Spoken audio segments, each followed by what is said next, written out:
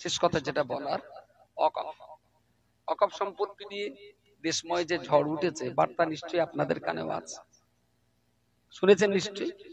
অকফ হলো মুসলমানদের পূর্বপুরুষদের দানকৃত জমি। এক কথায় এই জমিতে মাদ্রাসা আছে, মসজিদ আছে, ওলি আল্লাহদের কবর আছে, মক্তব আছে, দাতব্য চিকিৎসালয় আছে, বহু স্কুল আছে, প্রাইমারি স্কুল, হাই স্কুল প্রচুর আছে এই ওয়াকফ সম্পত্তিতে, বহু মাদ্রাসা আছে এবং খালি জমি প্রচুর আছে। পূর্বকালের মানুষ মসজিদে জায়গা দিয়েছেন 1 বিঘে, আর মসজিদ যাতে চলে তার জন্য মাঠে জায়গা দিয়ে গেছেন 5 বিঘে। ওই আয় দিয়ে এই মসজিদ চলবে। এই ধরনের সম্পত্তি হিসাবে দেখা গেছে ভারতবর্ষের মুসলমানদের পূর্বপুরুষদের দান করা সম্পত্তি আছে 6,40,000 একর। 6,40,000 একর। একর মানে 1 একর মানে 3 বিঘে, তার মানে 6 লক্ষ হলে 3 6 18 লাখ, আর 3 4 12, 1,20,000, 19,20,000 বিঘা সম্পত্তি ভারতবর্ষে আছে। যে সম্পত্তিগুলো ওয়াকফ স্টেটে দেওয়া আছে। আপনার গ্রামে একটা মসজিদ হয়েছে, আপনি মসজিদকে ওয়াকফ করেছেন, কাগজপত্র ওয়াকফ অফিসে জমা দেন, এগুলো বাদ। বুঝতে পারেন? যেগুলো ওয়াকফ করে স্টেটে জমা দেওয়া হয়েছে, এই রকম সম্পত্তির পরিমাণ হলো 19,20,000 বিঘা জমি। এই জমিগুলো চোখ পড়েছে, জমিগুলো বেচতে হবে টাটার কাছে, বিল্ডার কাছে, রিলায়েন্স কাছে, আদানি আম্বানির কাছে বিক্রি করতে হবে প্রচুর টাকা। আপনি ভাবতে পারছেন কি আদানি বলছিল যার বাড়িটা ওয়াকফ সম্পত্তিতে, মুকেশ আম্বানির বাড়িটাও মুসলমানদের ওয়াকফ সম্পত্তিতে কেস চলছে। কলকাতার ইডেন গার্ডেন আমাদের ওয়াকফ সম্পত্তির উপর, রেড কোর্সের মাঠ ওয়াকফ সম্পত্তির উপরে, ব্রিগেড প্যারেড গ্রাউন্ড ওয়াকফ সম্পত্তির উপরে, রাজভবন ওয়াকফ সম্পত্তির উপরে। বোধহয় কত হাজার বিঘে সম্পত্তি বছরে ভাড়া দেওয়া হয় 326 টাকা। 1 বছরে ভাড়া দেওয়া হয় 326 টাকা। তো এতদিন এরা তো আমাদের সম্পত্তিগুলো ভোগ দখল করতে দেয়নি, মুসলমানদের জন্য দেয়নি। যে যখন পেয়েছে সে তখন করে কেমবে খেয়েছে, তবু অন্তত জানটা দিক দিক করছিল। এবারে হাঙরের হাতে পড়েছে, পুরো মাথাটা গিয়ে। বুঝতে পারেন? এরা পুরো সম্পত্তিগুলো সেন্ট্রাল গভর্নমেন্টের করায়ত্ত নিয়ে সব শেষ করে দেবে। মসজিদ গম্বাঙ্গে দেখবেন আপনার বাপের কবরের উপর দিয়ে বুলডোজার চলছে। কেন? নতুন আইনে বলা হয়েছে শুধু ব্যবহার হচ্ছে ওয়াকফ সম্পত্তির নামে, কিন্তু যদি কাগজপত্র না থাকে তাহলে সেই সম্পত্তি ওয়াকফ স্টেটে থাকবে না। কার থাকবে? সরকারের। ধরুন 10 বিঘা একটা সম্পত্তি কবরস্থান বলে ম্যাপে লেখা আছে, বহুদিন ধরে চলে আসছে। এখন 500 বছর, 150 বছর, 200 বছর আগে দলিল করে যাওয়া সেই দলিল আর কারোর কাছে নেই। ওয়াকফ বোর্ডের সম্পত্তি হিসেবে আমরা কবর দিচ্ছি, সব করছি। যে আইন পাস হয়েছে এই আইনের বলে ডিএম নোটিশ করে বলবে আপনাদের কবরস্থানের দলিল পত্র নিয়ে আমার সঙ্গে দেখা করুন। 150 বছর 200 বছর আগের কবরস্থানের দলিল কি আমাদের কাছে আছে? আছে? দলিল দেখাতে পারবো না। তখন ওখানে নোটিশ মেরে দেবে ডিএম থেকে, যেই কবরে আর লাশ স্থাপন করবেন না, এটা গভর্নমেন্টের জমি। যে দেশের প্রধানমন্ত্রীর জন্ম সার্টিফিকেট পাওয়া যায় না, সেই দেশের 500 বছরের কোরআনের 500 বছরের পুরনো কবরস্থানের দলিল চাওয়া হবে। বুঝতে পারেন? যে দেশের প্রধানমন্ত্রীর লেখাপড়ার শিক্ষার যোগ্যতার এডুকেশনাল কোয়ালিফিকেশন পাওয়া যায় না, সেই দেশে 150 বছরের কবরস্থানের দলিল চাওয়া হবে। ভাবতে পারছেন? তো পার্লামেন্টের উভয় কক্ষে অনেকগুলো বক্তা, তারা দারুণ সুন্দর কথা বলেছেন। পারলে বক্তব্যগুলো শুনবেন। উঠতি নাও জওয়ান ভাইদের বলছি, খেলা করার দিন শেষ হয়ে গেছে। ওই একজন মহিলা এমপি আছেন, কি জানো না নামটা, একজন মহিলা এমপি, হ্যাঁ, ইকরা, থ্যাংক ইউ। ইকরা কি ওনার নামটা? ইকরা ইকরা হাসান দারুণ সুন্দর কথা বলেছে পার্লামেন্টে এদিন ওয়াকফের পক্ষে। তারপর রাজ্যসভায় একজন বলেছেন, আমাদের কংগ্রেসের এমপি, ওনার নামটা যেন ইমরান ইমরান ইমরান প্রতাপপুরী, বাপ রে বাপ, অসাধারণ সুন্দর বক্তব্য রেখেছে, ডাইরেক্ট বলেছে। তারপর রাজ্যসভার আরেকজন বক্তা রয়েছেন, কি ওনার নামটা বেশ, হ্যাঁ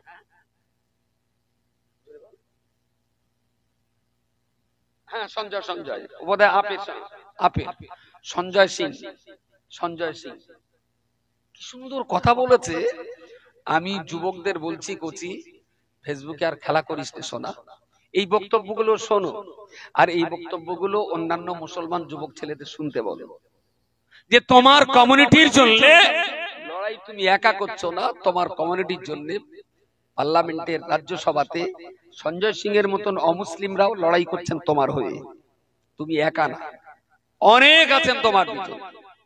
বোধহয় আসামের তরুণ গগৈর ছেলে একজন, কি ওর নাম, কি গগৈ, কংগ্রেসের লিডার বোধহয় তরুণ, ও ছেলে অসাধারণ বক্তব্য রেখেছেন। তোরা ভাই এখন ফেসবুকে আর হোয়াটসঅ্যাপে অন্য কিছুতে কেন সময় দিস? ওয়াকফ স্টেট সম্পর্কে জানতে বুঝতে গেলে এই বক্তব্যগুলো শোনা তোমাদের খুব জরুরি। তোমরা নিজেরাও শোনো, অন্যান্য মুসলিম শিক্ষিত যুবক ভাইদেরকে শোনাও, মাঝে মাঝে চায়ের দোকানে মোড়ের মাথায় ওইগুলো শোনাও। যদি মুসলিমরা দাঁতে দড়ি দিয়ে এই বিল বাতিল করাতে না পারে, লোকসভায় পাশ হয়েছে, রাজ্যসভায় পাশ হয়েছে, রাত 1:30টায় রাষ্ট্রপতি সিগনেচার হয়ে গেছে, তার মানে বিল পাস। এরপরেও আমি বলছি, ভারতবর্ষে 18 কোটি মুসলমান আমরা আছি, কোনো মারামারি নয়, ঝগড়াঝাটি নয়, জ্বালানো পড়ানো নয়, রাস্তা অবরোধ নয়, শান্তিপূর্ণ সভ্য আর ভদ্রতার সঙ্গে এই আন্দোলন যদি টানা 2 বছর ধরে চালিয়ে যেতে পারেন, আমি খুব ভিতর থেকে বিশ্বাস করছি সরকার বাধ্য হবে এই বিল ফেরত নিতে, উইথড্র করতে বাধ্য হবে। কিন্তু আন্দোলন হতে হবে খুব শান্তিপূর্ণ। যখনই আপনি 1 মাস 2 মাস 3 মাস 4 মাস ওয়াকফ সম্পত্তি উদ্ধারের জন্য আন্দোলন করবেন, দেখবেন আপনার আশপাশের হিন্দু সম্প্রদায়ের মানুষ তারাও আপনার পাশে দাঁড়াবে। সত্যি তো এরা কঠিন মুসিবতে না পড়লে 6 মাস মুভমেন্ট করছে না। দিল্লির সরকার যখন দেখবে মুসলমানদের পাশে হিন্দুরাও দাঁড়িয়ে মুভমেন্ট করছে, ওরা তখন ভোট হারাবার ভয়ে এই বিল বাতিল করতে বাধ্য হবে। কিন্তু আন্দোলনটা 1 সপ্তাহ 1 মাস 1 দিনের নয়। হয়তো মোরের ইসে চৌমাতে আমরা একটা প্যান্ডেল করে অনশন অবস্থান ধর্মঘটের একটা প্যান্ডেল করে দেবো, ধারাবাহিক ভাবে যতদিন এই বিল বাতিল না হবে ততদিন আমাদের এই ধর্ণা আন্দোলন চলতে থাকবে। চৌমাতে একটা দিলাম, হয়তো মালঞ্চ একটা দিলাম, খোলাপাতে একটা হলো, বসিরহাটের ওখানে একটা হলো, বাদুড়িয়াতে একটা, বেড়াচাপায় একটা, খোলাপাতায় একটা, সমস্ত মার্কেট গুলোতে এই অনশন অবস্থান ধর্মঘট করে দিন রাত সেখানে থাকতে হবে। প্রতিদিন বিকাল 4টে থেকে রাত 8টা পর্যন্ত মাইকে বক্তব্য দিতে হবে, অল্প আওয়াজে, যেন কোনো মানুষ অতিষ্ঠ না হয়, বিক্রেতা ক্রেতাদের যেন মাইকের জন্য কেনা বেচার ক্ষতি না হয়। মূল বিষয়বস্তুটা মানুষের কানে পৌঁছাতে হবে। যদি এইভাবে 2 বছর আন্দোলন চালিয়ে যেতে পারেন, তাহলে সরকার বাধ্য হবে এই বিল প্রত্যাহার করতে। আর তা যদি না করেন, তাহলে আপনি লিখে রাখুন, মসজিদ মাদ্রাসা আপনার হাতছাড়া হবে, আপনার বাবা মার কবরের উপর দিয়ে একদিন বুলডোজার চলবেই চলবে। আইন কিন্তু সেই কথা। আন্দোলন করবেন না চুপচাপ থাকবেন? মনে হচ্ছে কবরে চলেই গেছে। বলে আন্দোলন করবেন না চুপচাপ থাকবেন? জঙ্গি আন্দোলন খুব ভদ্রতার সঙ্গে আমি বারবার বলি, আজও বলছি,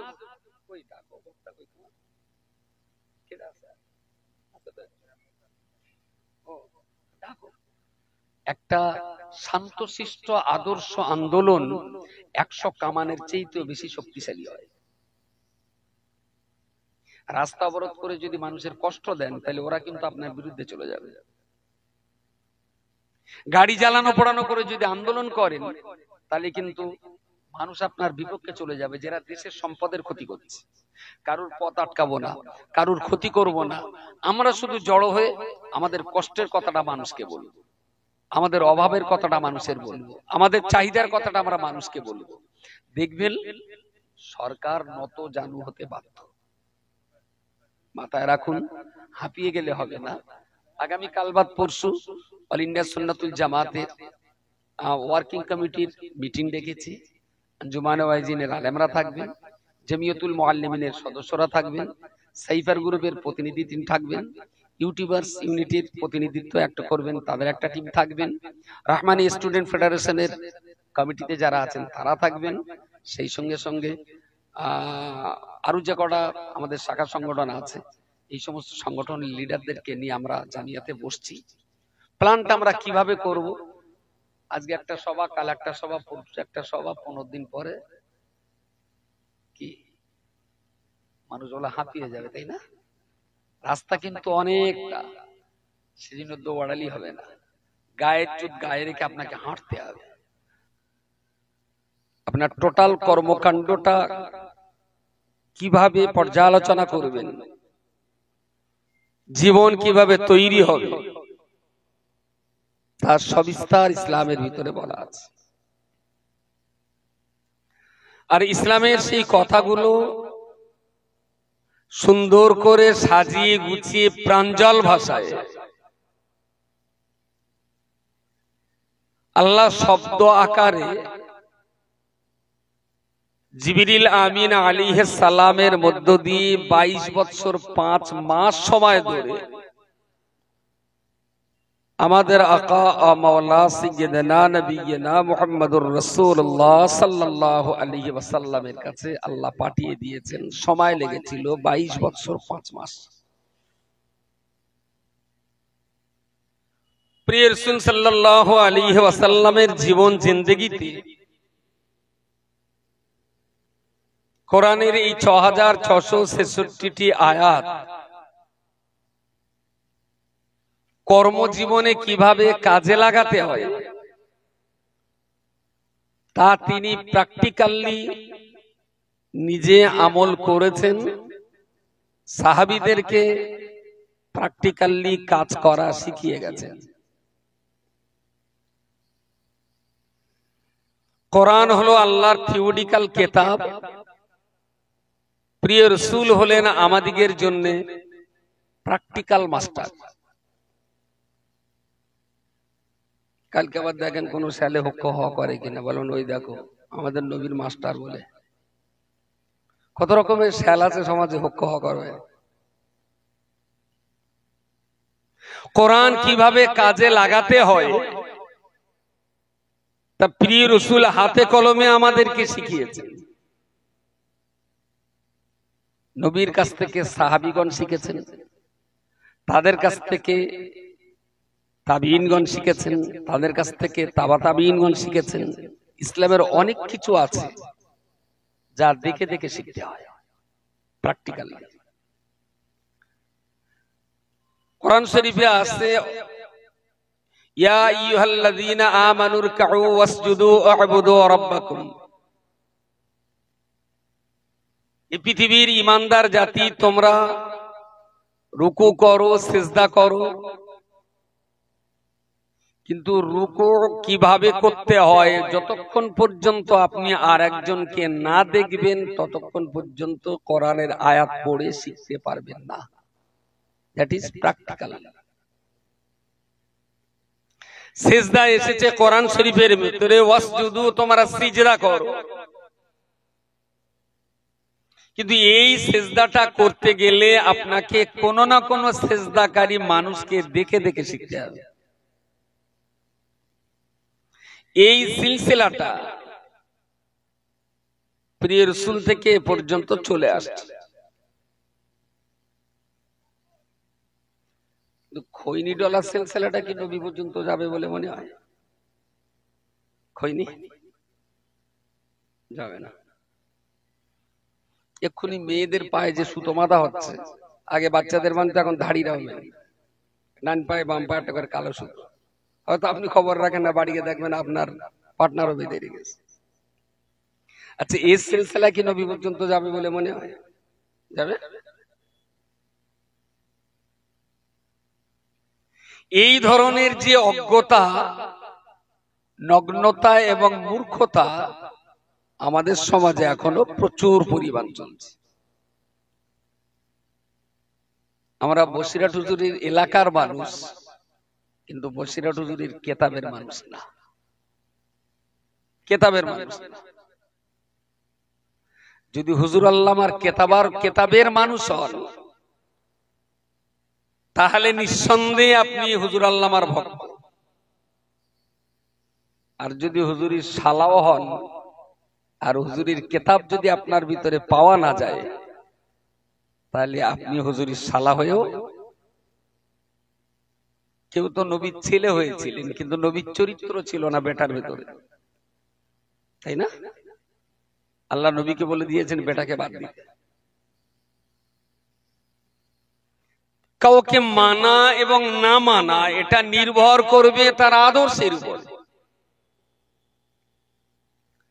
তাম জীবনে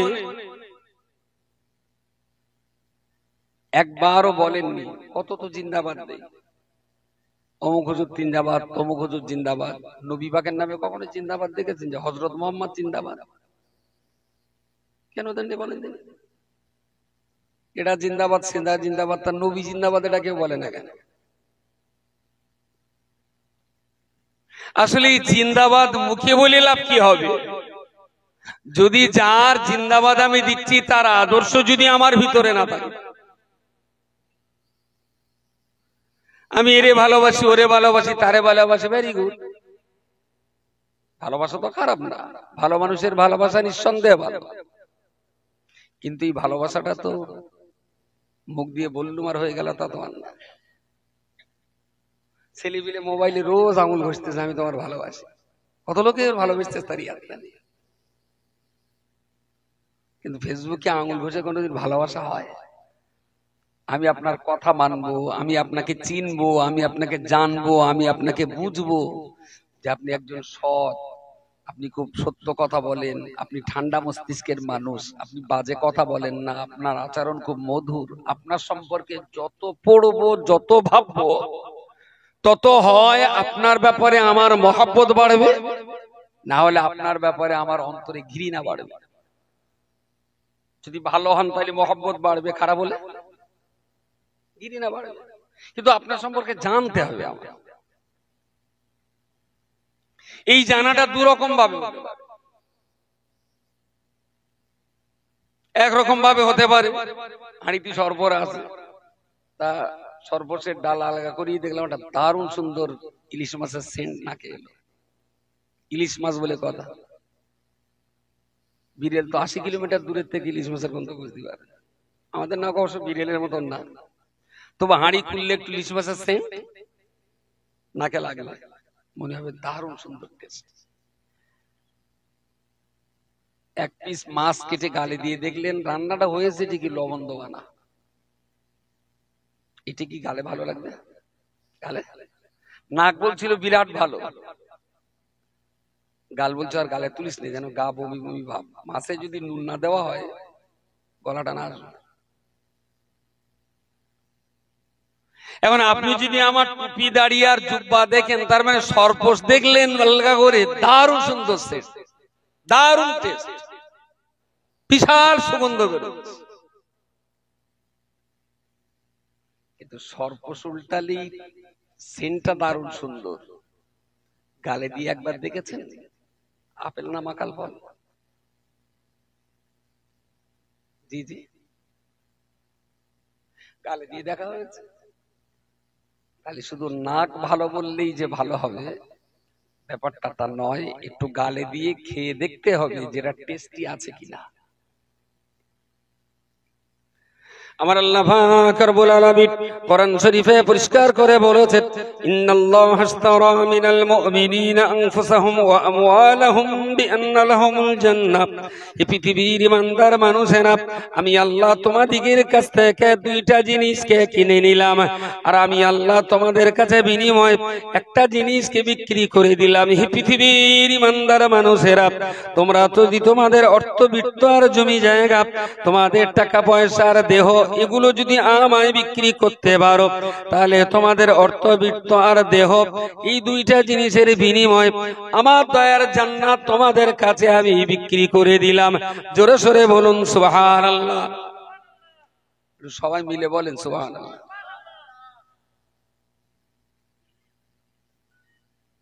আমাদের বসাটা বলে আমার ঠিক পছন্দ হচ্ছে না। কেউ বলেছে কারুর বাপটা জানো জায়গাটা, এই সভা কমিটি জায়গাটা চেয়েছে, সমান করতে পারিনি।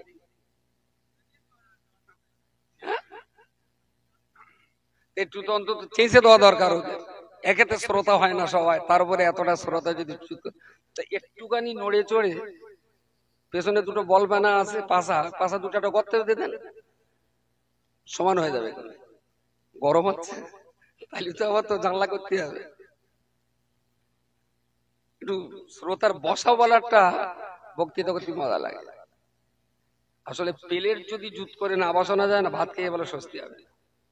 ঝোল লিচ্ছি গড়া গড়ি গোপাশে যাচ্ছে। আমার এরকম শ্রোতার বসা টসা বেশ একটা ফিনিশিং হবে, আমার খাতিও খুব ভালো লাগে। যাক, ইন্নাল্লাহা আশতারা মিনাল মুমিনিন আনফুসাহুম ওয়া আমওয়ালাহুম। আমি মানে আমার এই দেহটা, ভিতর বাইরে যা আছে সবটাই আল্লাহকে দিতে হবে। আর মাল মানে গাড়ি, বাড়ি, জলকর, জমি, টাকা পয়সা, সোনা দানা, যা কিছু আছে সব। এই সব মিলিয়ে হলো অর্থবিত্ত। আর নফস বলতে আমার দেহটা। এই দুটো জিনিস আল্লাহকে দিতে হবে। বিনিময়ে আল্লাহ একটা জিনিস আমাদের দেবেন, সেটা জান্নাত। Very good. এখন দেহটা যে আল্লাহকে দিতে হবে, তাহলে এই দেহটার মালিক জান্নাত যখন নিলাম আল্লাহর কাছ থেকে, তখন আমার দেহের মালিক কেডা? আল্লাহ। তাহলে আল্লাহ এই দেহটারে যখন যেখানে কাজে লাগাতে বলবে, আমি হলো ঠিকাদার, খোদা বলার সাথে সাথেই দেহটারে তখন সেই কাজে লাগানো। আল্লাহ বলে দিলেন ভোর 4টের সময় পৌষ মাসে 7 ডিগ্রি তাপমাত্রায় একটু গা ধুতে হবে, তাই না? তাহলে আল্লাহ বলেছেন মানে ধুতেই হবে। আর যদি বান্দার শীত লাগে, তাহলে দেহ আল্লাহ দেওয়া হয়নি। বিক্রি যখন করেছি সবটাই মালিকের ইখতিয়ার, আমার কোনো ইখতিয়ার নেই। মালিক যা বলবে আমাকে তাই করতে হবে। তাহলে প্রকৃত অর্থে দেহটা আল্লাহর দেওয়া হবে। আর যদি দেহ আর অর্থ আল্লাহ পাকের দিয়ে আবার মালিকানা সত্ত্বটা আমি ধরে রাখি, বোঝা যায়নি, তাহলে জান্নাত আমার কাছে বিক্রি হবে না। খুব ক্লিয়ার কথা বলছি। প্রিয় শ্রোতা মণ্ডলী, মনে রাখুন, রব্বুল আলামিন আল্লাহ কোরআন শরীফের অপর একটা জায়গায় বলেছেন, এই পৃথিবীর ইমানদার মানুষেরা, পৃথিবীর ইমানদার মানুষেরা, তা'মুরুনা বিল মা'রুফি ওয়া তানহাউনা আনিল মুনকারি কুনতুম খায়রা উম্মাতিন উখরিজাত লিন-নাসি তা'মুরুনা বিল মা'রুফি ওয়া তানহাউনা আনিল মুনকার। এই পৃথিবীর মনুষ্য জাতি, আমি আল্লাহ তোমাদের জন্য বলছি, আসমানের নিচে জমিনের উপরে সাদা কালো লম্বা বেটে আরবি আজমি স্বদেশি বিদেশি যত রকমের মানুষ থাক না কেন, সমস্ত রকম মনুষ্য জাতির ভিতরে আমি আল্লাহ উখরিজাত লিন-নাসি, মনুষ্য জাতির জন্য বাছাই করে নিয়েছি। तमाम দুনিয়ার মানুষের কল্যাণের জন্য আমি আল্লাহ ঈমানদার মুসলমানদেরকে বাছাই করে নিয়েছি। উখরিজাত লিন-নাসি, তোমরা ঈমানদার ব্যক্তি, বিশ্বের দরবারে তোমাদেরকে নির্বাচন করা হয়েছে। তামাম পৃথিবী কিভাবে শান্তি থাকবে, এর জন্য আমি আল্লাহ ইমানদারদেরকে বাছাই করে নিলাম। জোরে সোরে বলুন সুবহানাল্লাহ। পৃথিবীটা শান্তিপূর্ণ করার জন্য দায়িত্ব আল্লাহ মুশরিকদের দেননি, কুফারদের দেননি। আল্লাহ দায়িত্ব দিয়েছেন ঈমানদারদের, যে দুনিয়াটা আমার তৈরি আর তোমরা আমারে মানো।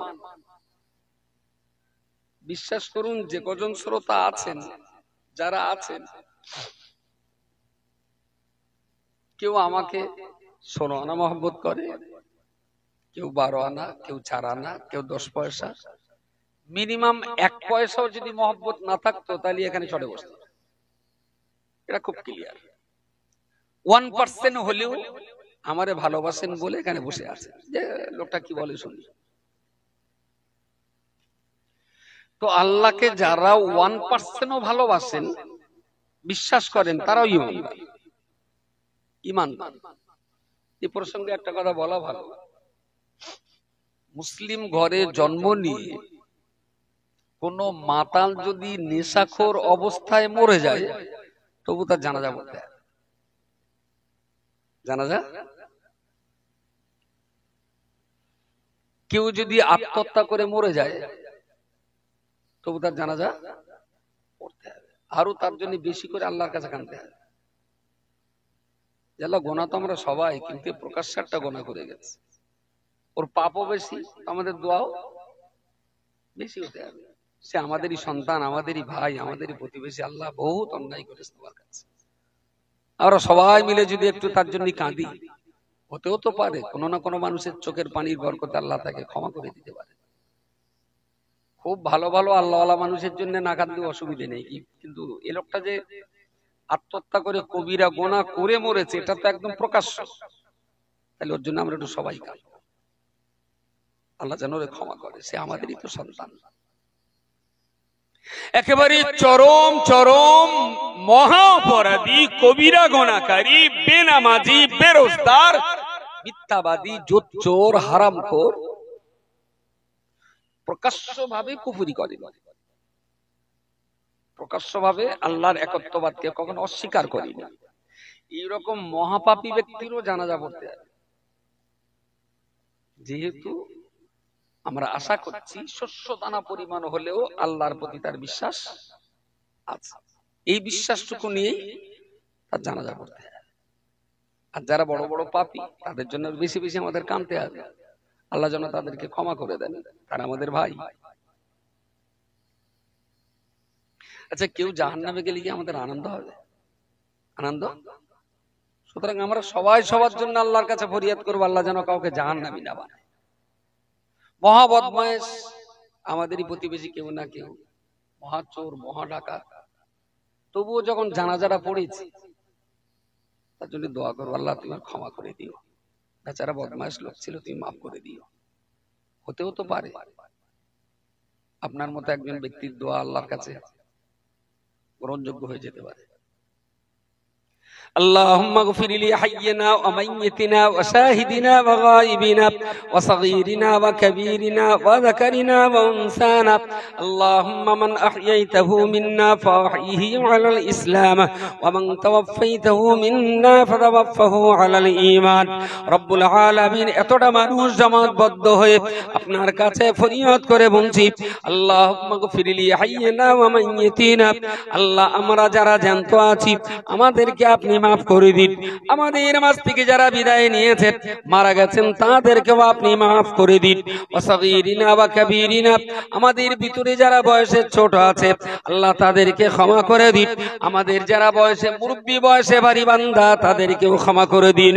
আল্লাহুম্মা ওয়া যাকারিনা ওয়া উনসানা, আল্লাহ আমাদের ভিতরে যারা নারী তাদেরকে ক্ষমা করে দিন।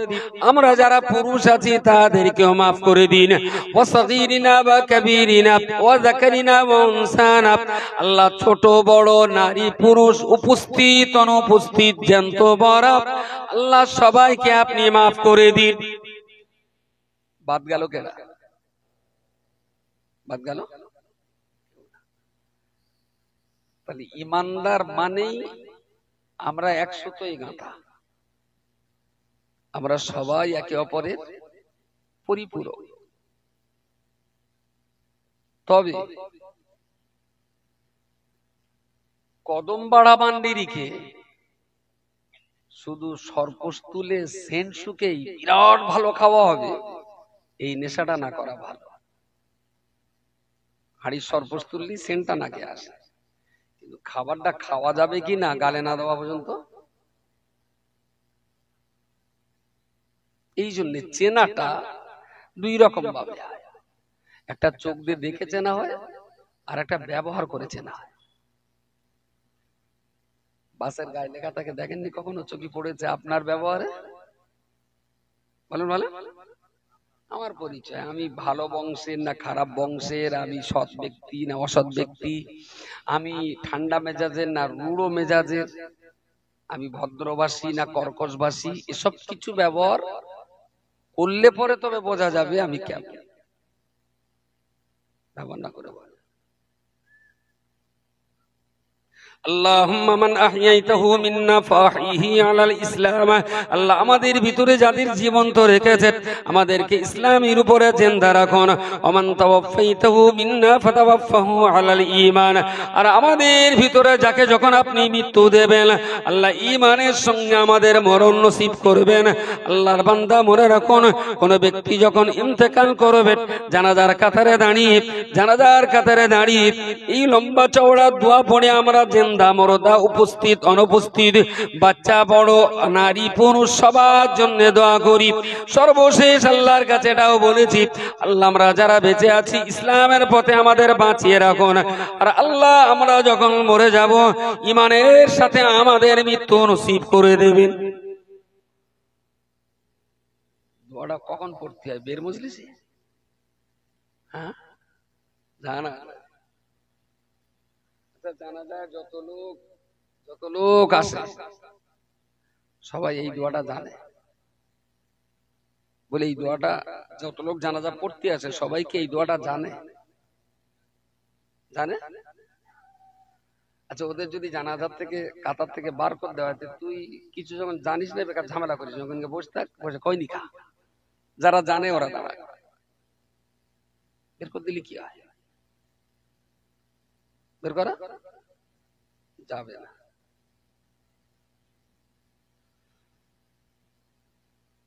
বের করা যাবে না। আচ্ছা ভালো, বের করলি। আচ্ছা, বের করা যাবে না কোন অর্থে বলছেন? ঝগড়াঝাটি হবে, মারপিট হবে, এই জন্যই বলছেন? না শরীয়তের মশলার দিক দিয়ে বলছেন?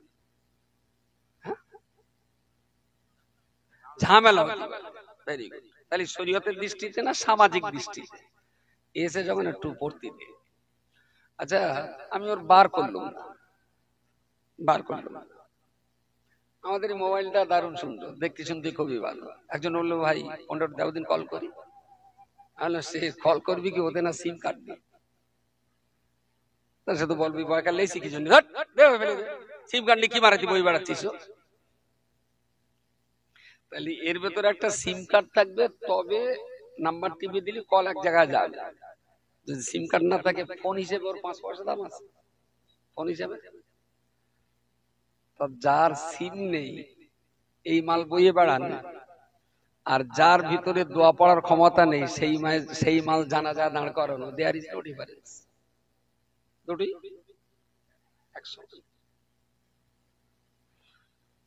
আমার একবার নিয়ত আছে জানাজার থেকে বের করতে পারে, মাছ বের খাই আর যাই খাই, একবার অন্তত বের করে দেবো। যে যা দোয়া পড়তে পারো তারা দাঁড়াও, যারা পারো না তারা বেরিয়ে যাও।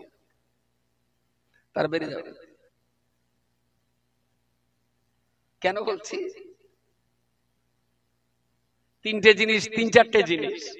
আর খাওয়াটাও ভালো, খুব গরম নেই। এটা একটা বললেন যে এক জায়গায় যদি গরম হচ্ছে, তা হতে পারে গরম আমার হওয়ার কথা। তো এখনো মিনিট 40 কথা বলবো। একটু বিবেক দিয়ে চিন্তা করে দেখেন দিন, 700 বছর এই বাংলায় ইসলাম 700 বছর আগে শুরু হয়েছে। আর এই 700 বছর ধরে 22 আউলিয়া, তার ভেতর অন্যতম হাড়োয়ার পীর সাহেব, এদিকে হাসনাবাদ হরিপুরের হাসান বাগদাদি, এদিকে বসিরহাটের শাহ আলী শাহ মিয়া, এনারা সব 700-800 বছর আগের মানুষ। ওনারা বিদেশ থেকে আমাদের এই দেশে এসেছিলেন ইসলামের আবাদ করার জন্য।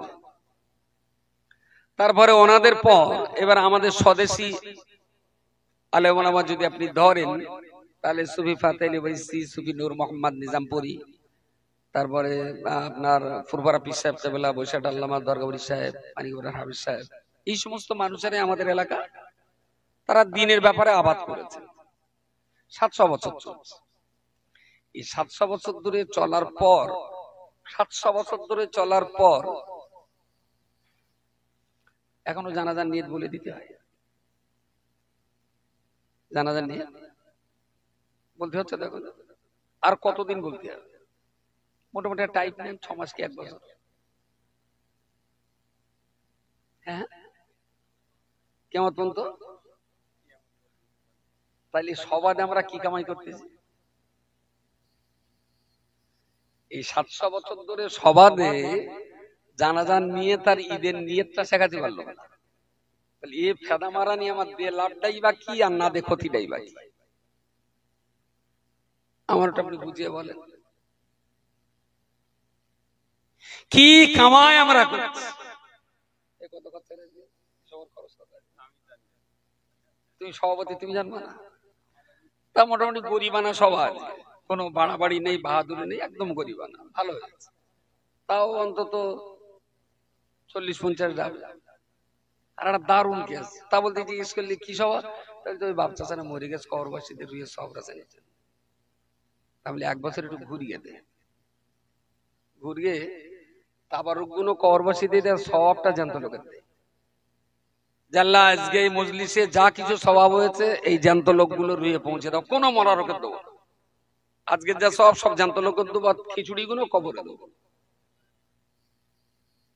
সামনে বছর সবাটা একটা চাঁদা তুলতে গেলি বলবেন যে কবরে খিচুড়ি দিয়েছো, চাঁদা কবর থেকে গেলাম। এর কাছে বলে সবের দাম নেই, খিচুড়ির দাম। কারণ মরা লোকের নাম করে আমার বেশ খাওয়াটা হচ্ছে জম্পেশ করে, বছর বছর টাকাও দিচ্ছে, আমরা খাচ্ছিও আমরা, আর মালকড়িতে লাভ আছে ডেকোরেটর। আমার ও একটা মোটা মাল ঝাড়বে, আমি একটা মাঝারি দারের মাল ঝাড়বো। আর শ্রোতার কপালে যে আগুন, সেই আগুন উদার আকাশে মুক্ত বাতাসে চিরকাল একই গেল। যা ছিল তাই আছে, আর কালো তাই তাই। আমি তো জানা মাঝে নিয়ত বলে দেওয়াটা কোন দিক দিয়ে আমি জায়েজ প্রমাণ করে দিতে পারছি, কোন দিক দিয়ে আমি লাইন পাচ্ছি। আর এই নিয়ত বলে দেওয়া কোন সালাদে শুরু করেছে? আমি যদি তার পেতম বুঝপার করে দিতাম যে তুমি কোন শর্তে নিয়ত বলাটা প্রচলন করেছো। যদি বলেন কারণ মুখে নিয়ত না বললেও নামাজের কোনো ক্ষতি হয় না।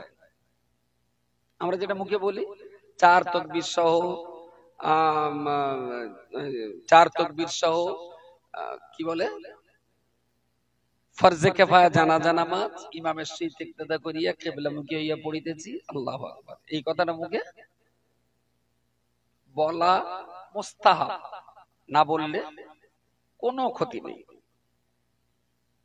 এইভাবে বসাটা সুন্নাত, এটা সুন্নাত বসা,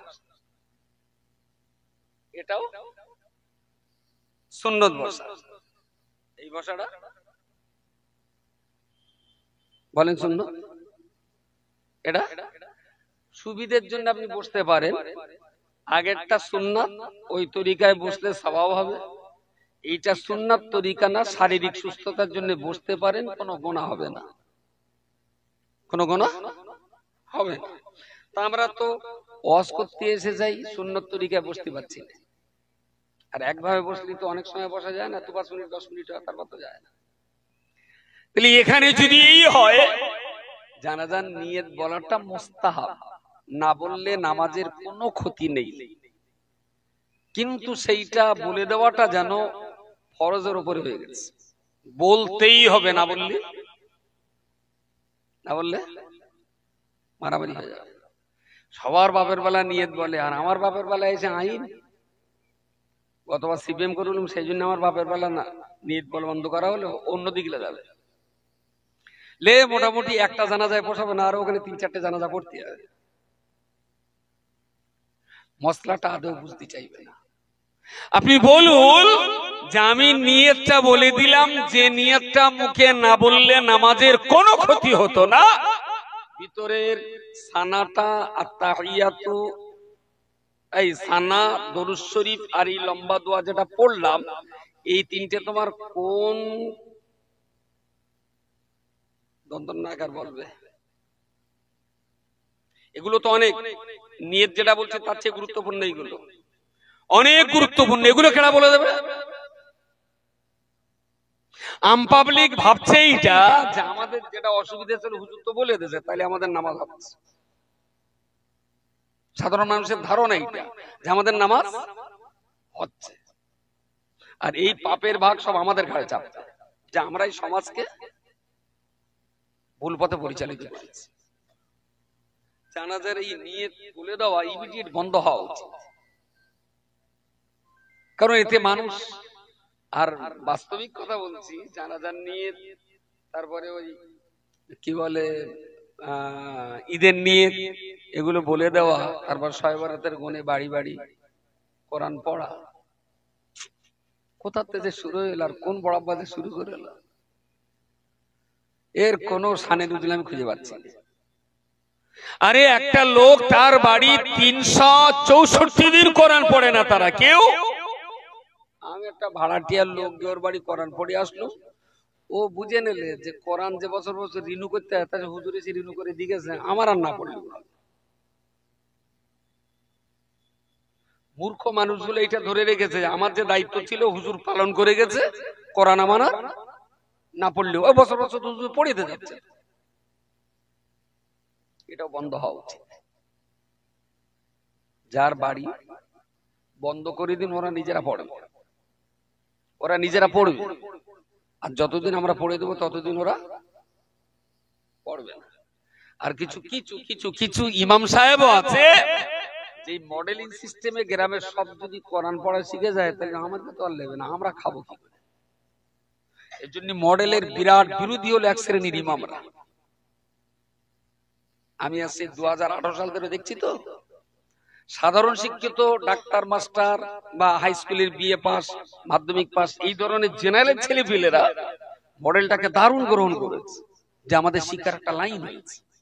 কিন্তু আমার পথের বাধা হয়ে গেছে এই ধরনের কিছু হাফেজ মাওলানার ইমামরা। ওদের ধারণা একটাই, সবাই যদি কোরআন শিখে যায় তাহলে সর্বরাত আমার বিরাট একটা মাল মার হয়ে যাবে। এরা হলো মডেলের শত্রু।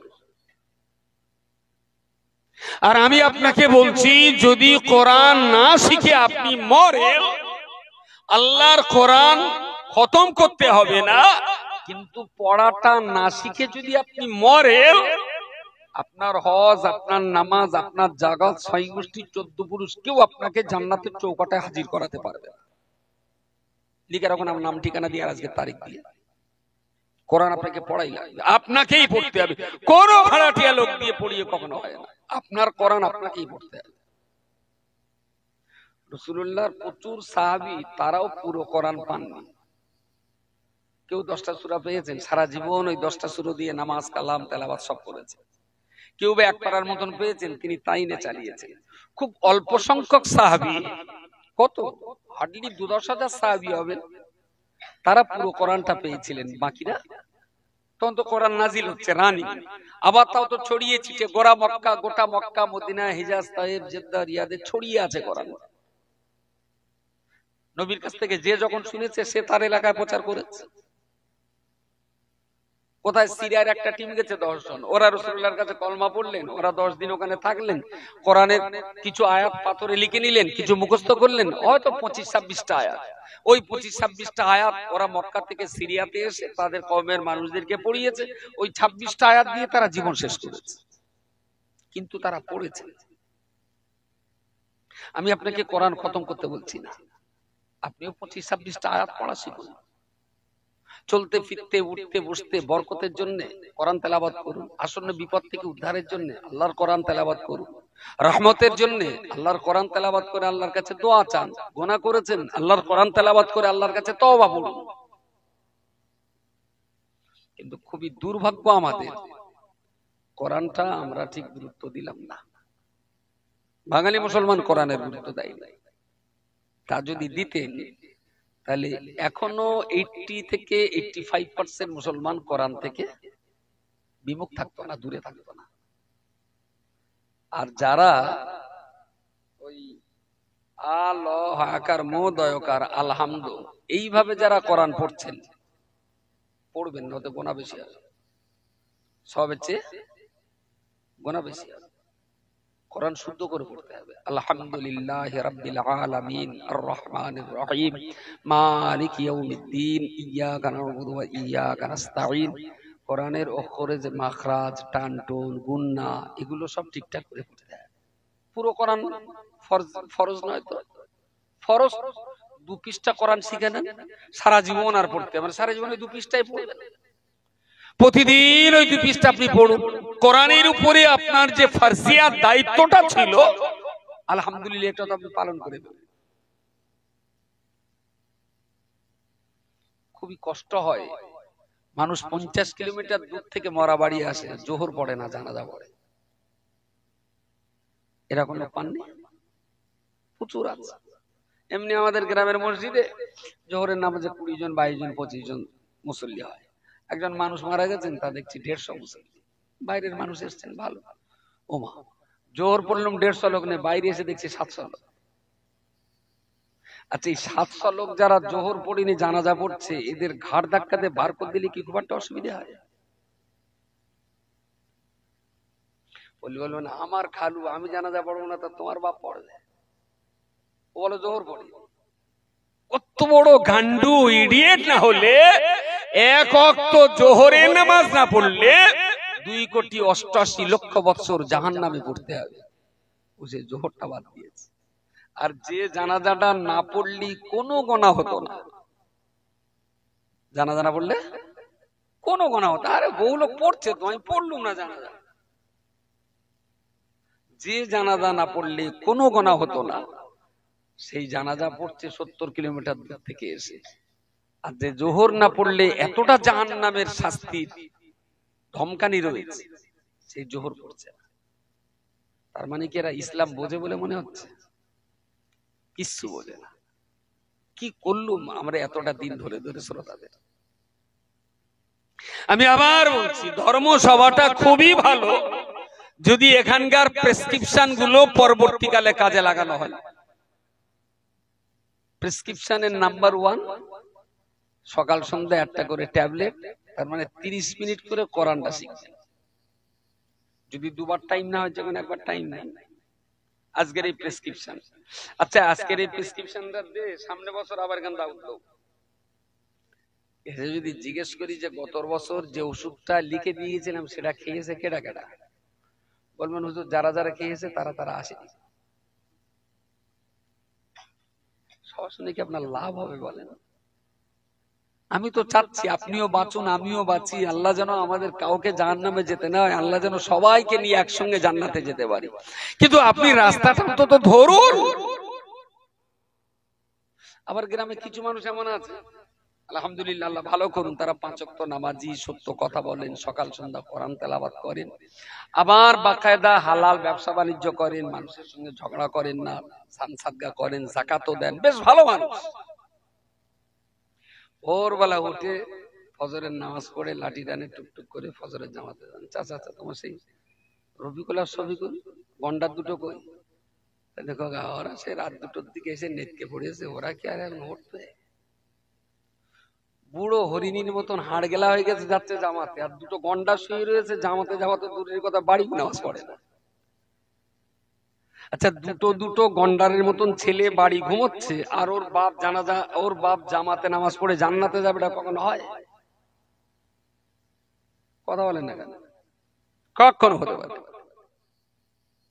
রব্বুল আলামিন আল্লাহ কোরআনের ভিতরে বলেছেন, ইয়া আইয়ুহাল্লাযীনা আমানু, হে পৃথিবীর ঈমানদার মানুষেরা, কু আনফুসাকুম, তোমরা নিজেরা বাঁচো, ও আহলিকুম নার, তোমার পরিবার, তোমার আত্মীয়স্বজন, তোমার প্রতিবেশী, তোমার মহল্লাবাসী, তোমার গ্রামবাসী মানুষ দিগকে জাহান্নাম থেকে তুমি বাঁচাবার জন্য চেষ্টা করো।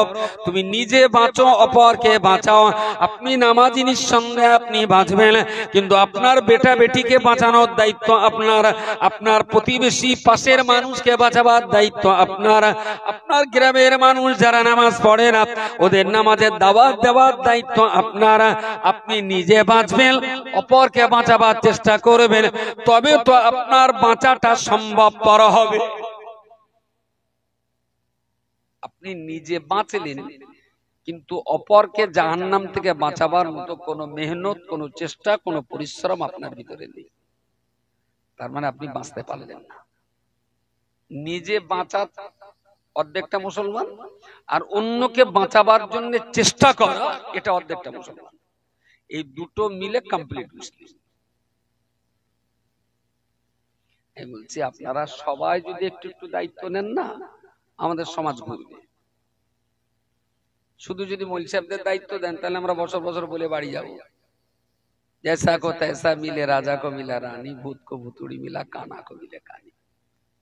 যা আছে তাই তাই। আর যদি আমরা সবাই দায়িত্ব নিই যে আমি নিজে নামাজ পড়বো, আমার প্রতিবেশীটাকে নামাজ পড়াবার জন্য প্রতিদিন বলবো, দেখা হলেই বলবো ভাই নামাজটা পড়, তো দেহটা ভালো, চল মসজিদে যাই নামাজটা পড়ে আসি। জুমার দিনে নামাজ পড়তে যাবো, ডান হাতে বড় ছেলেটা থাকবে, বাঁ হাতে মেয়ের ছেলেটা থাকবে, দুটো 8 বছরের 11 বছরের বাচ্চা দুটো ধরে নিয়ে মসজিদে যাবো। মসজিদের ভেতরে কিচির মিচির হোক না একটু, বাচ্চা কাচ্চা, আবার কিছু হাঁটগুলো পোক্কো গাথা আছে, বাচ্চা কাচ্চা একটু চেঁচামেচি করলে সব ছেলেপিলে লেজ কাটাবে। কোন বুড়ো যদি মসজিদে বাচ্চা দেখে মেজাজ নেয়, ঘর ধাক্কাতে বার করে দেবেন, ঘরটা এখান থেকে, মসজিদ বাচ্চাদের দখলে থাকে, ঘর এখান থেকে। এখন থেকে যদি এই বাচ্চারা মসজিদে হোড়াহুড়ি না করে, তাহলে এরা আগামী দিন কি নামাজি হবে? ওটাই নামাজি হবে। প্রত্যেককে বলছি, মসজিদে যাবেন খালি হাতে যাবেন না। 5-6 বছর উপরের বাচ্চাগুলোর হাত ধরে নিয়ে যান, এখন থেকে অভ্যাস। দেখবেন 5 দিন 7 দিন 10 দিন আপনার কোচিকে নিয়ে মসজিদে জামাতে নামাজ পড়বেন, 8 দিনের মাথায় জামাত আজান হয়েছে, আপনি মসজিদে বার হচ্ছে না, আপনার নাতি এসে বলে, ও দাদু দাদু চলো নামাজ পড়তে যাবো না, তখন বুঝবেন যে আপনার কোচি মুসলমানের পথ পেয়ে গেছে। আমরা না হাতে করে আমাদের বাচ্চাগুলোকে জাহান্নামের পথ দেখাচ্ছি, জান্নাতের পথ দেখাচ্ছি না, একদম হাতে করে। মসজিদে যদি 200 মুসল্লি থাকে, বয়স্ক বা নরমালি যেমন যাই আমরা, তো মিনিমাম গোটা 25 অন্তত বাচ্চা থাকা উচিত। কিন্তু আমাদের হামসার এলাকার মসজিদ গুলোতে বাচ্চা পান না, বাচ্চা ওই ঝামেলা করে। আরে বাচ্চা তো ঝামেলা করারই জিনিস, দিলে ছেলেপেলের জন্য সর্বনাশ। ওদের ছেলেপেলের জন্য আবার গেট লাগিয়ে দেয়, জ্বালাতন করে। তাই যে গেট লাগায় ওরে বের করে গেট লাগাবে। বাচ্চার জ্বালাতনে ওর অসুবিধাটা কি? আপনি যদি সিজদায় মাথা দিয়ে সুবহানা রাব্বিয়াল আলা পড়ছেন, আর একটা বাচ্চা দৌড়তে দৌড়তে আপনার মাথার উপরে পা দিয়ে ডিগবাজিকে লাফ মেরেছে, আপনার হিম্মত নেই মাথা তুলে ওই বাচ্চাকে ধমক দেওয়ার, অধিকার নেই ওই বাচ্চাটাকে বকা। ওর এখনো গোনা লেখা শুরু হয়েছে, তাহলে ও বলো মসজিদে পেশাব করলেও, পায়খানা করলেও ওর কোনো পাপ নেই, ও তো নিষ্পাপ। মসজিদে চিৎকার করুক, চেঁচামেচি করুক, আপনার ঘাড়ের উপর দিয়ে যাক, আপনার কিছু বলার ইখতিয়ার নেই। বড্ড জোর কোলে তুলে আদর করে চুমুকে 5টা টাকা দিয়ে বলবেন একটা লজেন কিনে খাবি, আর 5 ওয়াক্ত আসবে, 5 ওয়াক্ত আসবে। এই বাচ্চাগুলো মসজিদে যেতে যেতে যখন অভ্যাস হয়ে যাবে, ওরা একটা টাইমে আর হুড়োহুড়ি করবে না। আর এর ভেতরে আর একটা ইটেল হাদিস আছে। ইটেল হাদিসটা হলো, আমি এই দাঁড়িয়েছি, আমার নাতিটারে বসে, আর একজন মিশরের মুফতি এসে বললো, তুমি বাচ্চা মাঝখানে বাচ্চা সব এক লাইনে দাও, সব সাইডে করে দাও বাচ্চা। খুচরো পয়সা এক জায়গায় হলে ভাই তো বাঁচবে। আমি বলছি ওইটা করবো না, যার বাচ্চা কাতারে পাশে, এটা 8 বছরের বাচ্চা, তারপর আবার 80 বছরের বুড়ো, যদি কেউ বলে নামাজ হবে না, তাই তার ফোন নম্বরটা আমার দেবেন। কোন হাদিসে পেয়েছে ইটিল হাদিসে, আমি তো ইটিল হাদিসে পড়বো। আমার পাশে থাকবে আমার নাতিরা, আবার একজন বড় লোক, তাই আর বাচ্চারা ঘুরে ঘুরে মোটেই হবে না।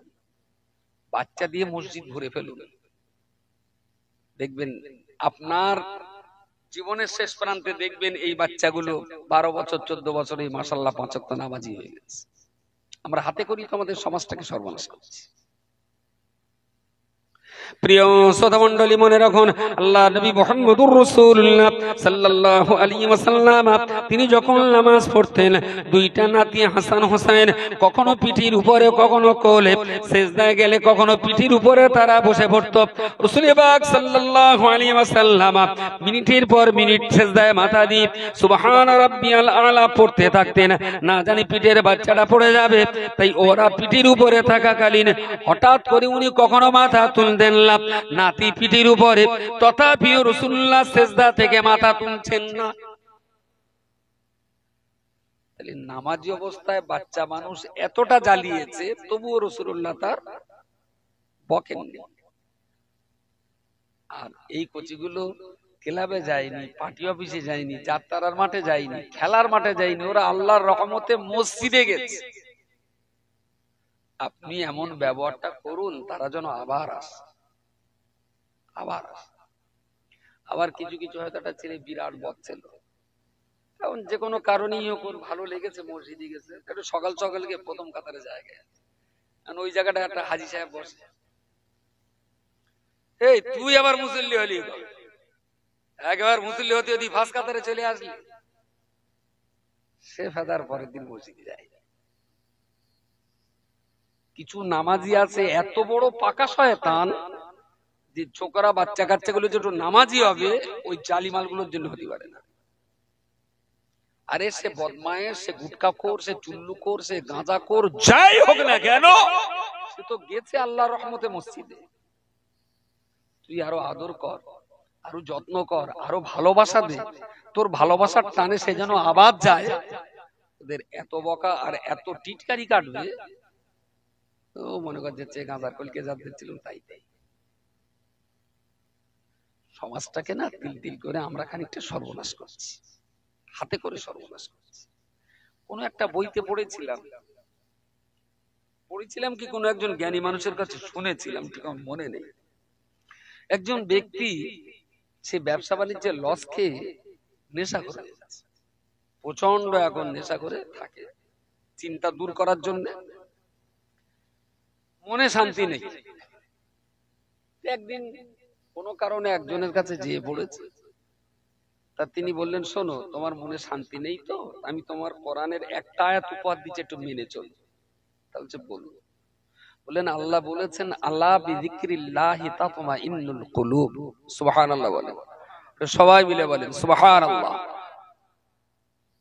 সাবধান হয়ে যাও, সতর্ক হয়ে যাও, আল্লাহর স্মরণ মানুষের অন্তরকে শান্তি দেয়। বলুন সুবহানাল্লাহ। যত বড়ই অশান্তিতে থাকুন না কেন, যদি আল্লাহকে ডাকতে পারেন, আল্লাহকে স্মরণ করতে পারেন, ইনশাআল্লাহ আপনার ভিতরের অশান্তি আস্তে আস্তে আস্তে আস্তে হালকা হবে। বিযিকরিল্লাহি তাতমাইন্নুল কুলুব। আল্লাহ বান্দার অস্থির আত্মাকে আল্লাহ স্মরণের বিনিময়ে শান্ত করে দেন। আরো একবার বলুন সুবহানাল্লাহ। নসিহতটা শুনে বুঝছে যে আল্লাহ জিকির কোথায় হয় আর কোথায় গেলে একটু মনে শান্তি পাই। এদিকে দেনাদার, ওদিকে বউ তো চলে গেছে, ছেলে পিলে তো যে যার মতো, কেউ তো কোনো গুরুত্ব দেয় না, মনটা খুব অশান্তি। আল্লাহ জিকির আর কোথায় হবে, একটা মসজিদ পেয়েছে, ওই চেয়ে মসজিদে যায়, সবাই এখানে আল্লাহ আল্লাহ করে, একটু মসজিদে যায়। তো এখন কি করে উজু করতে হয়, কি করে নামাজ পড়তে হয় কিচ্ছু জানে না। তো সবাই যখন উজু করছে, একেবারে সব লুঙ্গি টুঙ্গি গুটকে এক জায়গায় এনে হেঁটুটে সব আলকাও তো জানে না, সব এই জায়গায় এনে দলা করে উজু করছে।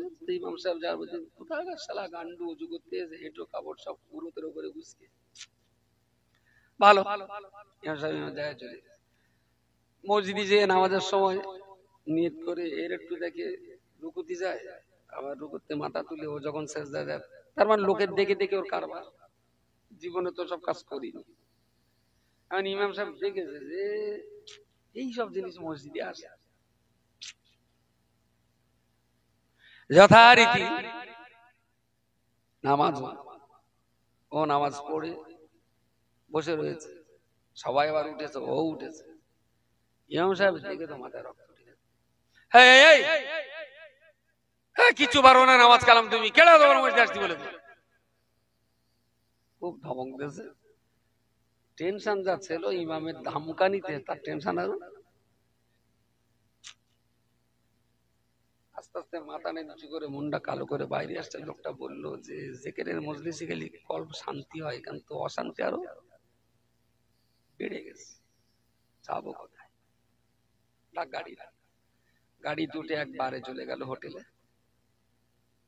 হোটেলের সামনে যে গাড়ি রাখতেই হোটেলের জার্সি পরে একজন বয় ছুটে এসে দরজা খুলে দিয়ে, প্লিজ কামিং স্যার।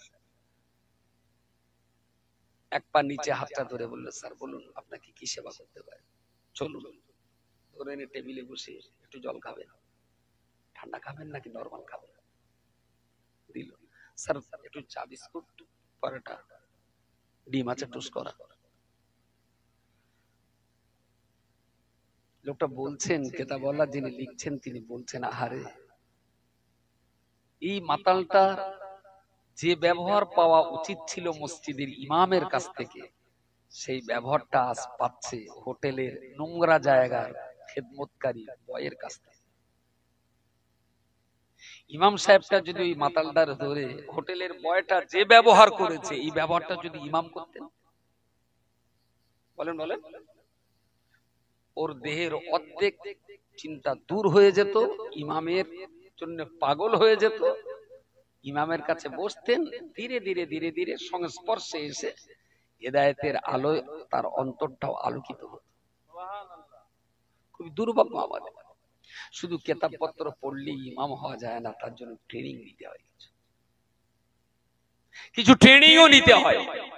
যে আমার মহল্লাতে হাজি আছে, দরবেশ আছে, ছবি আছে, বেনামাজি আছে, চোর আছে, গুন্ডা আছে, মাতাল আছে, নেশাখোর আছে, এরা সবাই তো আমার এলাকার মানুষ, সবাই আমার গ্রামের মানুষ, আর আমি ইমাম হিসাবে এদের সবাইকে জান্নাতের পথ দেখাবার জিম্মাদারি আল্লাহ আমাকে দিয়েছেন। চলো মোতাল্লি সাহেব একটু দাঁড়ান, হাফেজ সাহেব একটু দাঁড়াও দিন বাপ।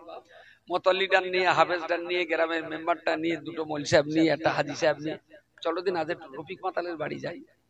শুনেছি সে সবসময় মদকে চুরুট হয়ে থাকে। চলো দিন আজ কদিন আমরা মিলে একটু ওই মাতাল্লার কাছে যাই। রফিকের বাড়ি গিয়ে দেখে রফিক পারেন না। রফিক বলছে, জি হুজুর। আমরা এসছি, এসো। তা দেখি হুজুর আপনি আমার বাড়ি? কেউ তোর বাড়ি জানো তো মাতাল, কেউ তো মাতালের বাড়ি যায় না। এখন মসজিদের মোতাল্লি, ইমাম, হাফেজ, মাওলানা, মেম্বার, হাজি সাহেব, গ্রামের মাথা মাথা 10টা 12টা লোকের বাড়ি। ও তাড়াতাড়ি করে হেঁটো টেটো ঢেকে জায়গাতে ভাই বসেন, বসতে দেবে, আদরও করবে, যত্ন করবে। বউডার বলবে, শিগগির একটু চা কর, হুজুর রাইস। চা করে দিলে, চার কাপটা হাতে নে ঠোঁটের কাছে ঠিকই আবার ফিরে আছে। রফিক তো সব ভালো, তোর আচরণ ভালো, তোর কথা ভালো, তোর চাল চলন আমার ভালো লাগে, তা তুই এই মদটা ছাড়তে পারিস না ভাই? তোর বাড়ি যদি আজকে এই চাটা খাই না, গ্রামের লোক ফতোয়া দেবে কোন যে মাতালের বাড়ি খায়, ইমামের হোসেন নামাজ হবে না। তা তুই দিচ্ছিস যখন আমি খাবো, তোর কথাটা আমি রাখছি, আমার একটা কথা অন্তত রাখ। তুই রোজ তো 2 গ্লাস খাস, আজকে অন্তত 1 গ্লাস খা। আস্তে আস্তে এটা ছাড় ভাই। আমি তো তোর গ্রামের ইমাম, তোরে পথ দেখানোর দায়িত্ব আল্লাহ আমার মতন ছাগলের উপরে দিয়েছে। আমি যদি তোর পথ না দেখাই, আল্লাহ তো আমাকেও ছাড়বে না কিয়ামতের দিন। তা তুই ভাই আল্লাহর রাস্তায় একটু ভালো হয়ে যা ভাই। 10টা মাতালকে যদি বলা হয়, 2টো মাতালও কি কথা শুনবে না? কথা সমাজ এদেরকে কেউ মানুষ বলে দাম দেয় না। স্টেজে চিৎকার করে, চেঁচামেচি করে হেদায়েত আর ধর্মের সব কখনো উদ্ধার হয় না। কাজ স্টেজে যতটা করতে হয়, জনগণের ফিল্ডে লেবে তার চাইতে বেশি কাজ করতে হয়। আমি আজও বিশ্বাস করি এ জাতি ভালো হবে, এরা জান্নাতি হবে, এরা আদবী হবে, এরা আখলাকি হবে, এরা সচেতনায় আপন জায়গায় ফিরে আসবে। কিন্তু সাধারণ জনগণের প্রতি আলেমদের যে ডিউটি আর দায়িত্ব ছিল, সেই ডিউটিটা এরা পালন করতে পারে। সমাজ আমাদের কাছে অনেক কিছু পাওনা দেয়। কি দিয়েছি আমরা সমাজ? শুধু এসেছি, বক্তৃতা স্টেজ মেরেছি, খেয়েছি, টাকা দিয়েছে, টাকা নিয়ে বাড়ি গেছে। কখনো সমাজ সোজা হয়? পূর্বরা বিশ্বাস বলেছেন, বাবা প্রত্যেকটা গ্রামে একটা করে কমিটি আছে। এটা দাদা হুজুর কেবলার ওসিয়া। প্রত্যেক গ্রামে দ্বীনের জন্য, ইসলামের খেদমতের জন্য প্রত্যেকটা গ্রামে গ্রামে একটা করে কমিটি আছে। আর এই কমিটির কাজ, কমিটিতে কেটা থাকবে? ইমাম থাকবে, মুতাল্লি থাকবে, সেক্রেটারি থাকবে, মুয়াজ্জিন থাকবে, একজন মাস্টার থাকবেন, একজন হাজী সাহেব থাকবেন, একজন এই মানুষদের কিনে একটা কমিটি হবে। এই কমিটি সপ্তাহে একদিন করে গ্রামের বেনামাজিদেরকে নামাজের দাওয়াত দেবে। যারা কোরআন পড়ে না তাদের কোরআন শিখতে উদ্বুদ্ধ করবে। যে সমস্ত মায়েরা গ্রামের মাথায় কাপড় দিয়ে ঘোরে না, সেই সমস্ত মায়েদের বাড়িতে যে বলে আসতে হবে, মা তোমার মাথায় একটু কাপড় দিয়ে যাবে। তুই মাঠে যাও, ছাগল নিয়ে দেখেছি তোমার মাথায় কাপড় থাকে না, তুমি কাপড় দিয়ে যাও মা। এই গ্রামের যত মানুষ আছে এদের সবার কাছে দ্বীনের বার্তাটা শুধু মসজিদের মেম্বারে দাঁড়িয়ে বললে হবে না, মেম্বারে বলার পাশাপাশি জনগণের দুয়ারে দুয়ারে যে বলে আসতে। রাসূলুল্লাহ শুধু মসজিদে নববীতে ওয়াজ করেছিলেন, তায়েফে যাননি। তাহলে আমাদের শুধু মেম্বারটাই থাকবে, আর কোথাও আমরা যাব না। একটাবার যদি আমার সমাজের ইমাম আলেমগণ ফিল্ডে নামতেন, একটাবার যদি সমাজের শিক্ষিত বুদ্ধিজীবী সমাজ যদি ময়দানে নামতেন, আমার আজও মনে হয় আমরা মুসলমানদেরকে মদ থেকে বাঁচাতে পারতাম, গাঁজা থেকে বাঁচাতে পারতাম, অন্যান্য খারাপ অভ্যাস থেকে বাঁচাতে পারতাম। আরে 100-র ভিতরে 100টা না পারি, 10টা তো ভালো করতে পারতাম। তবু তো আল্লাহকে বলতাম যে আল্লাহ চেষ্টা করেছি, এইগুলো পেরেছে, এইগুলো পারিনি, কিন্তু চেষ্টাটা করেছি। মাই ওয়ালেট বলে কোন একটা টাকা বাড়ানোর অনলাইনে সিস্টেমে দিকে এসছে। হ্যাঁ, ঠিক আছে। আর একটা হলো এনএফটি ট্রেজারার, হচ্ছে গেছে না, হুজুররাও করছে, মাওলানা হাফেজ। হ্যাঁ, বুঝতে পারলাম। গড়ে চলছে। আমার কাছে খবর আছে আপনাদের এই নদীর ওপারটায় বেশি খবর আছে আমার কাছে। মসজিদের ইমাম, মাওলানা, মুফতি তারা এনএফটি ট্রেজারার করছেন এবং মানুষকে করাচ্ছেন। আর শাকচুরের আশপাশে একটা টিম আছে, আলেম ওলামা, তারা মাই ওয়ালেটটা করছে। আমি এই ব্যাপারটা নিয়ে প্রথম ঠোঁট খুলি 5ই ফাল্গুন মুরারিসা রাজাপুর, তাই না, আমাদের ওই মোস্তফা উকিল বাবু, ওনার বাড়ির জন্য একটা সভা হয়। ওই দিনে আমি এই ব্যাপারটা নিয়ে প্রথম ঠোঁট খুলি, ফাল্গুন মাসের 5 তারিখে। এটা যখন আমার কানে আসে, তারপর এই বিষয়টা নিয়ে আমি পড়াশোনা করি।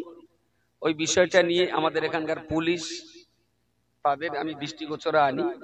আইবি পুলিশের সঙ্গে আমি আলাপ আলোচনা করি। সবাই যা বলেছেন তাতে আমি যা বুঝেছি, এটা সম্পূর্ণ একটা চিটারি কোম্পানি, জনগণকে ভিখারি করার একটা পরিকল্পনা আমি বলেছি। তারপর থেকে কয়েকটা জায়গায় বলেছি, সমাজের নেতৃস্থানীয় ব্যক্তিরা যখন লুবি হয়ে যাবে, অর্থলোলুপ হয়ে যাবে, তখন সেই সমাজ আর কখনো নিজের জায়গায় টিকে থাকতে পারে না। মৌলভী সাহেবরা করছে কেন? এ হলো প্রথম একজন করো, তারপর 3 জন করে দাও, ওরা 3 জন আবার 9 জনকে করুক, ওরা 9 জন আবার 3 9 27, সবসময় 1:3। একজন করে যদি লাভ ক্ষতি হয় তাহলে আবার 3 জন করে দিতে হবে। সাপোজ আমি কোম্পানিকে 10,000 দিলাম, ঠিক আছে, দিয়ে কোম্পানি আমাকে প্রতিদিন 200 টাকা করে ফেরত দেবে। এইভাবে 10 দিন যাওয়ার পরে এবার বলবে তুমি তোমার নিচে 3টে লোক দেখে দাও, দিলে তুমি আবার প্রতিদিন 200 টাকা পাবা। তাহলে আমি 10 দিলাম, কোম্পানি 30 দিনে আমারে ফেরত দিলে 6000, তাই তো?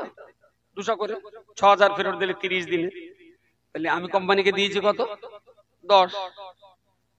নিচে 3 জনকে আবার যুক্ত করে দিলাম, এরা 3 জন দিলে কত? 30,000। আর আমার আছে কত? 4000। তাহলে এই 30 আর আমার 4, 34। তাহলে ওরা 3 জন আর আমি একজন, কোম্পানিকে দিলাম 34 আর কোম্পানি আমারে দিলে 6। জনগণের 5,000, 34,000। এইটা হলো অঙ্কের হিসাব। এবার যদি বলে এনারা আবার টাকা পাবে, এরাও নিচের লোক দেখতে হবে।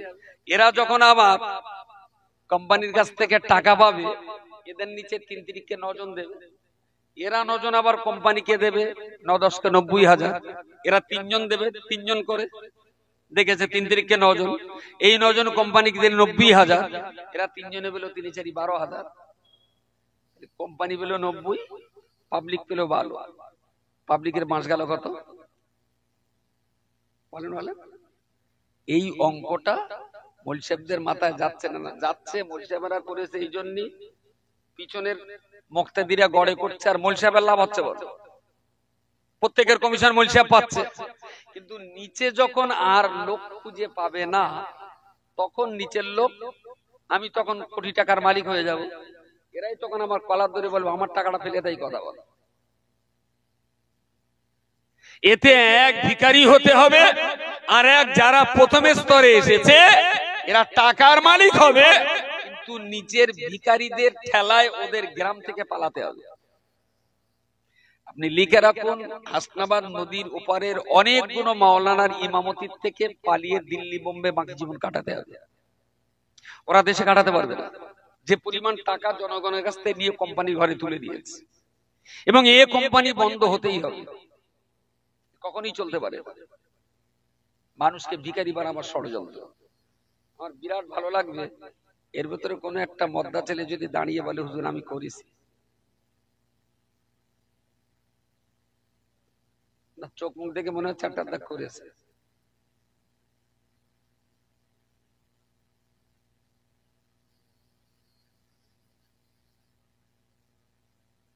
দেখ ভাই, শিকার হলি আরেকটা জিনিস হবে কি, তুই একটু কথা বললি না, আমি লোকগুলোর ভালো করে বোঝাতে পারবো শোনা, যেহেতু তুমি একদম ফিল্ডে খেলেছো।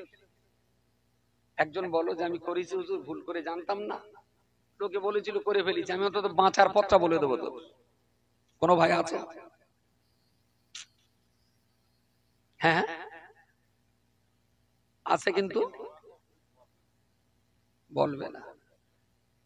তো অন্তত আমি তোমার হাত দুখানা ধরে বলছি শোনা, তোমার যে টাকা গেছে ওই টাকা ফেরাবার জন্য নিচের লোক জড়ো করলে এই নিচের লোকে কিন্তু তোমার তাড়াবে। আমি কি বলিস বোঝা গেছে? নিচের লোক কিন্তু তোমার তাড়াবে।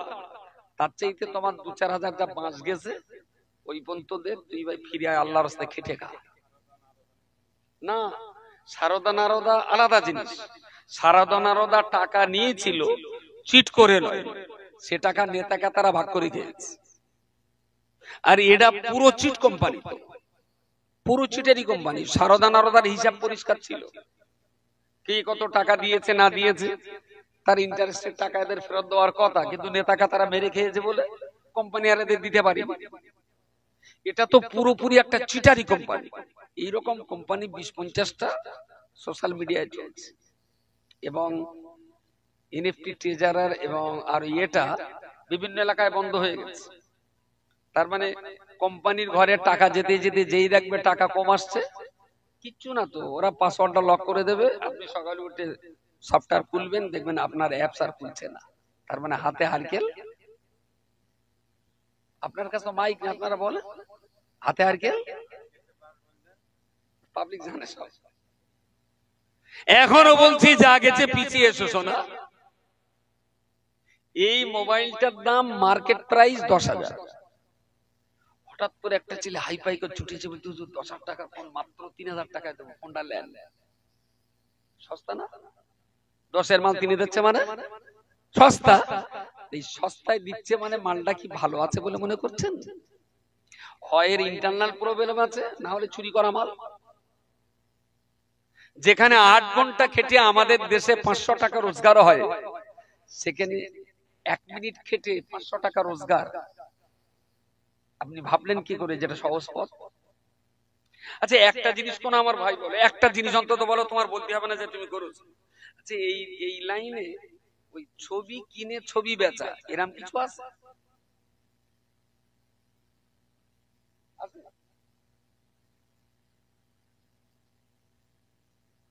তুমি বললো আছে, তাহলে তুমি করেছো, দেখেছো? ছবি কিনে ছবি বিক্রি হয়, ভেরি গুড। ও করিনি বলে ওরা করে, আমি দেখেছি। আচ্ছা তোমার দেখা ছেলে এখানে আছে একটা, ও তোমার বাড়ি। এর একটা খেলা আছে, একই সফটওয়্যার থেকে একটা ছবি কিনবো, ধরেন একটা হনুমান, ক্লিক করে দিলাম, আমার সামনে স্ক্রিনে একটা হনুমান বেশি উঠলো, আমার কাছ থেকে 50 টাকা কেটে নিল। তার মানে ওটা কিনেছি 50 টাকায়। এইটা আবার সফটওয়্যারের এখানে ক্লিক করে দিলাম, সেটা আবার চলে গেল, বিক্রি হয়ে গেল, আমার অ্যাকাউন্টে জমা হয়ে গেল 200 টাকা। কিনলাম 50 টাকায়, বিক্রি 200 টাকা লাভ, ভেরি গুড। তাহলে কোম্পানির কাছ থেকে আমি 50 টাকায় কিনে 200 টাকা বিক্রি করছি, আর কোম্পানি যখন আমার সঙ্গে ব্যবসা করছে, তাহলে এতেও কোম্পানির লাভ হচ্ছে। তাহলে কোম্পানি করবে কেন? আমি এই ছবিটা প্রতিদিন 10টা 12টা 50টা 200টা কেনা বেচা করতে পারবো না কেন? এখানে নিয়ম আছে, শুধু একটাই কেনবা আর একটাই বেচবা, তাই তো নাকি? কথা বলে একটাই। যদি কিনলে আর বেচলে যদি লাভ, তাহলে একটার বেশি করতে দেওয়া হয় না কেন? আমি তো লাভের জন্য তো ব্যবসা করতে এসেছি। এর মাথা এটা যায় না, আসলে একটা ছাড়া আপনাকে দেবে না, এই জন্য দেবে না, আপনি লিঙ্গার করুন আর পেছনে লোক জড়া দেন, তাহলে যদি একই দিনই তো 10,000 টাকা তুলে নেবেন। বুঝতে পারেন না? 10,000 টাকা দিয়ে একই দিনই 10,000 কেন, 15,000-এর ছবি বিক্রি করে নেবে। কোম্পানি বলো আপনার বড় লোক করার জন্য আসেনি, কোম্পানি আপনার ভিখারি করে জামা গেঞ্জি খুলে শুধু পায়জামা খুলবে না, জাঙ্গিয়াটাও খুলে নেবে।